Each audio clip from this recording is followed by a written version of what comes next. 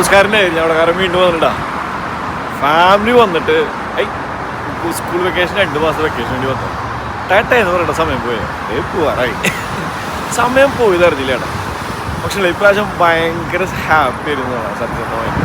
നമ്മൾക്ക് എന്ത് ടെൻഷൻസും കാര്യങ്ങളൊക്കെ ഉണ്ടെങ്കിലും ഓഫീസിൽ ടെൻഷൻ ആയിക്കോട്ടെ വേറെ എന്ത് പേഴ്സണൽ ടെൻഷൻ ആയിക്കോട്ടെ കിടാങ്ങളുടെ മുമ്പിലേക്ക് വന്നാലേ കൊച്ചിട്ടും കാച്ചിങ്ങോട്ടും വന്നോട് കൂടിയിട്ട് കിടാങ്ങളുടെ മുമ്പിലേക്ക് ചെന്ന് കഴിഞ്ഞാൽ ആ ടെൻഷൻസ് കംപ്ലീറ്റ് മാറുന്നതാണ്.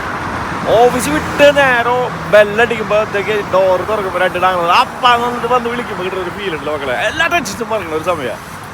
അങ്ങനെ 2 മാസം പോയി തരുന്നില്ലേ ഇത് അവർ പോകാൻ പോവാ. ഇപ്പോഴും ഇനിയാണ് ശരിക്കും പറഞ്ഞാൽ വിഷമം അല്ലേ. ചിലപ്പോൾ തോന്നിട്ടൊക്കെ നിർത്തിയിട്ടൊക്കെ നാട്ടിൽ പോയാലത്. പിന്നെ ആലോചിക്കുക ദൈവമേ 4 കിടാകളാ 2 പെൺകുട്ടികളാകളും കൂടിയാ എന്നാലോചിക്കുമ്പോൾ ഇങ്ങനെ പോവാ പ്രവാസി അവസ്ഥ ഇടത് അല്ലേ. ഒന്നും നോക്കണ്ട ഇങ്ങനെയൊക്കെ ജീവിച്ച് പോവന്നെ. ദൈവാനുഗ്രഹിച്ച് കുഴപ്പമൊന്നും കണ്ടു പോകണല്ലോ.